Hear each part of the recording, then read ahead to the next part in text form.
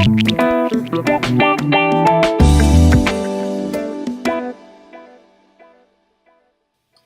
folks, Jason Buckner here from Automation Made Easy, and I want to wish you a Happy New Year.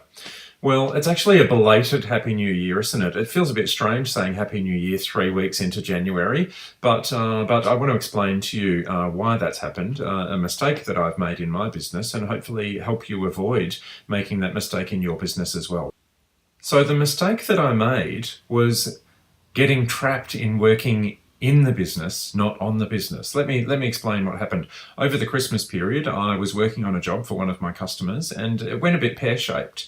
And we worked through and we fixed the job, and it's going along fine now. But what it did is it got me into that mindset of working in the business, getting everything done instead of working on the business. So it's a comfort zone, really, isn't it? So I was working in the business rather than working on the business, and in the business is my comfort zone, and in your business as well, it's your comfort zone as also, isn't it? We often fall into that trap of getting involved in the running and the day-to-day and making all of that stuff happen, and we forget about the important stuff so that we can keep growing and moving forward in the business.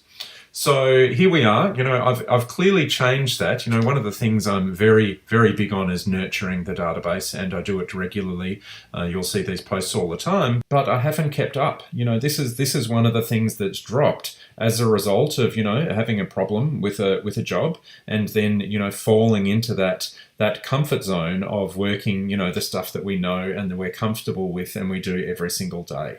So if you're making the same mistake in your business, then use my mistake, me identifying this as an alert to change that in your business as well. So I've got a little strategy that I'm following, and hopefully it'll help you with some strategy there as well. So the strategy is, first, recognize if you think you are working in your business instead of working on your business, and new year, new you, all of that sort of stuff, it's a really good time to put some action items in place for your business to start growing and moving forward. If you feel that you're doing it, then recognize that you are. Identify, recognize, report on the fact that this is what's happening.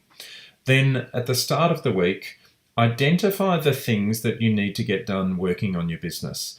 Identify what they are, write down a list so that you know exactly what it is that you're trying to achieve.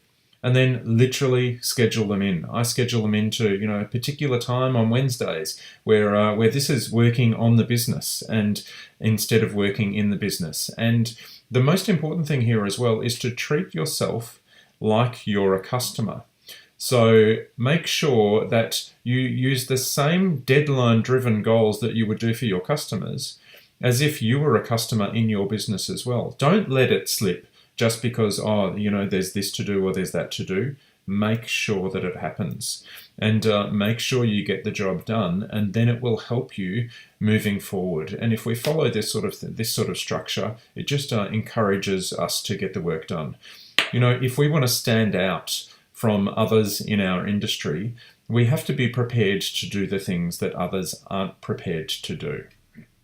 Okay, and that means getting out of our comfort zone, working in the business, and get up there and work on the business and work on the things that others aren't prepared to do, to make sure that we do stand out from the pack. It's getting very competitive, and we've got to make sure we do it. So don't make the same mistake I did, and make sure you're working on the business as well as in it when you need to. There's always a balance, but make sure you get that balance back with working on the business.